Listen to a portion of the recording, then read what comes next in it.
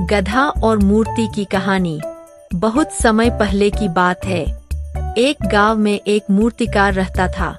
वह न केवल कुशल कलाकार था, बल्कि अपने काम के प्रति बहुत ईमानदार भी था।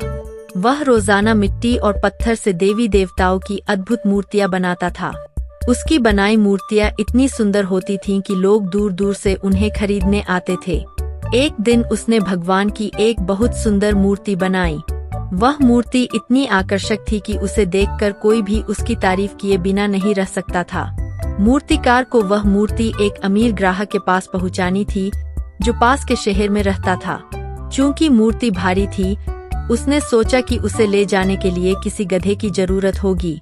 उसने गांव के एक कुम्हार से गधा किराए पर लिया। गधे की पीठ पर एक नरम कपड़ा बिछाया गया और मूर्ति को सावधानी से उस पर रख दिया गया। फिर मूर्तिकार चल पड़ा शहर की ओर। जैसे जैसे वे गांव से बाहर निकले और रास्ते पर चलने लगे, जो भी उस मूर्ति को देखता रुक जाता। कोई कहता, वाह कितनी सुंदर मूर्ति है। कोई हाथ जोड़कर प्रणाम करता, तो कोई श्रद्धा से नतमस्तक हो जाता। हर कोई मूर्ति की सुंदरता की प्रशंसा कर रहा था।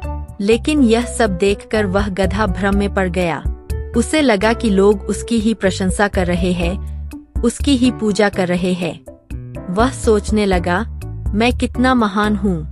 देखो, लोग मेरे आगे झुक रहे हैं, मुझे नमस्कार कर रहे हैं। मैं कोई साधारण गधा नहीं, शायद मैं तो भगवान का अवतार हूँ। यह सोचकर वह और भी घमंडी हो गया। थोड़ी ही देर में वह बीच सड़क में अकड़कर खड़ा हो गया और जोर जोर से रेंकने लगा।